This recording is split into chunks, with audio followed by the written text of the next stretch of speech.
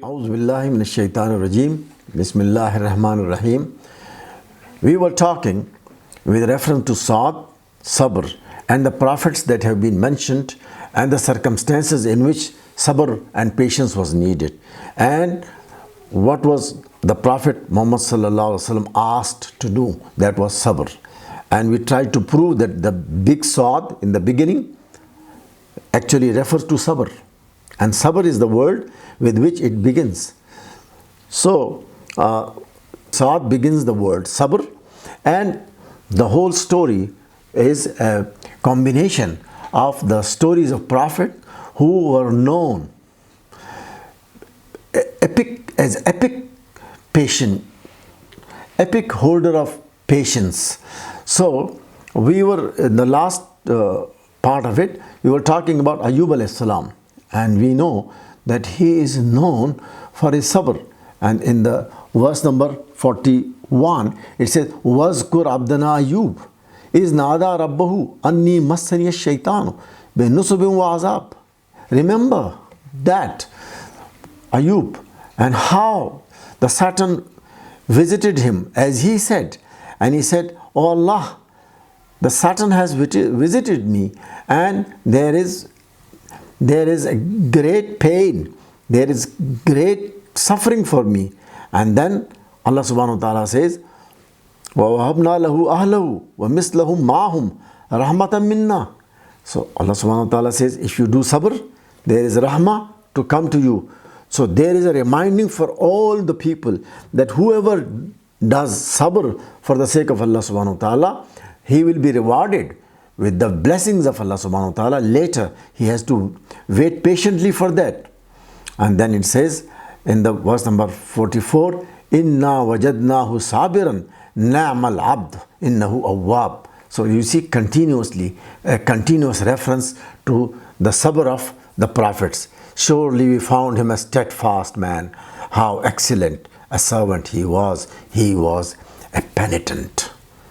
So praise comes, and the quality of the prophet told to the prophet sallallahu alaihi wasallam for being or becoming more and more patient. And it says, "Inna akhlasnahum bi khalasatin zikrad dar," that he was assuredly purified, and he had the quality most pure, and he had the remembrance of the abad, the Jannah or the paradise. And the next prophet that is mentioned was called Ismaila. Ismail alayhi salam is known for his sabr, how he obeyed the dream of his father, and he didn't ask any questions.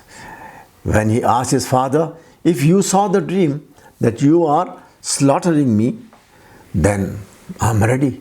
I submit to the orders of Allah subhanahu wa ta'ala." So how can any other example be given of the sabr, that he was the most obedient? Wal yasa, and yasu also he proved to be the most patient.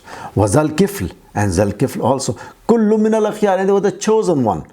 They were all chosen. Haza zikrun, this is the reminder.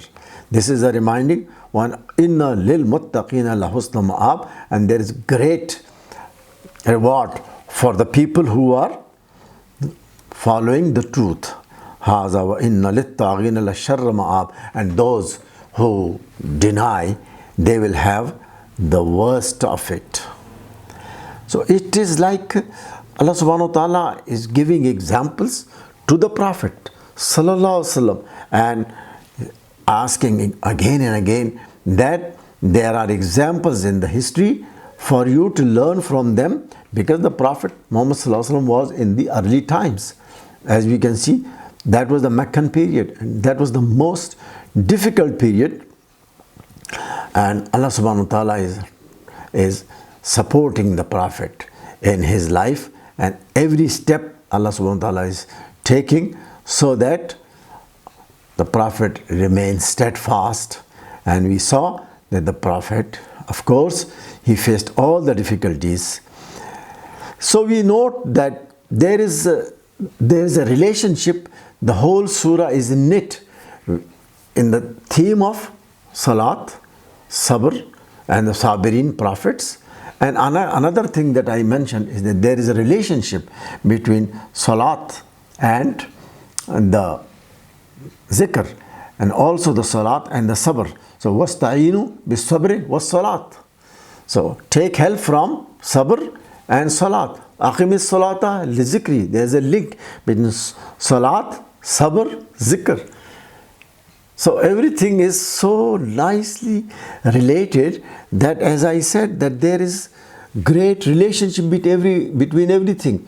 And the next thing that I mentioned to you is that there is sajda of Dawood alayhi salam. And sajda, as we know, is part of salat. Salat, sajda remind us that it is the duty of every believer to bow down to Allah subhanahu wa ta'ala and commit himself to the great teachings. So he said, in huwa illa zikrul lil alameen. In huwa illa zikrul lil alameen. That again salat, zikr, again and again mentioned. And the whole surah is knit by the words, by these words which begin with Sa'ad, and the rhyme of Sa'ad also penetrates the whole, and the selection of words also penetrate the whole text. So we can see the letter alphabet Sa'ad has 3 phonemes, and it has got Sa, it has got A, and it's got the last one Da.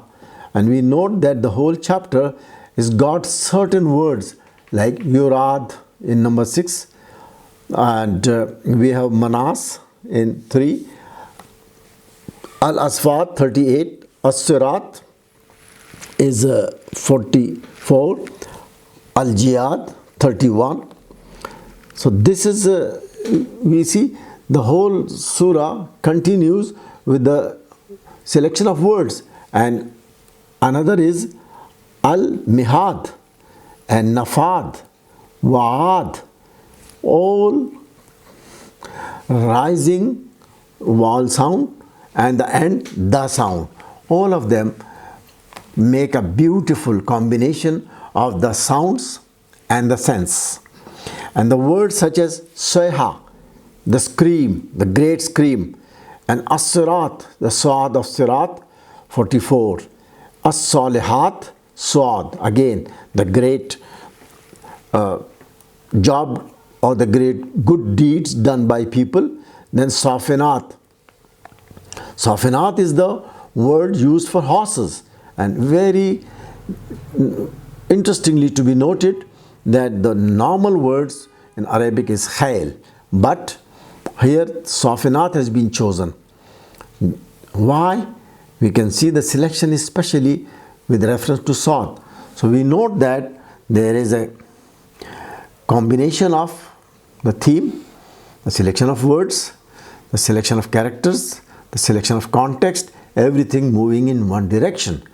So we note this, and I'm going to talk about it in more detail in the next video. Thank you very much.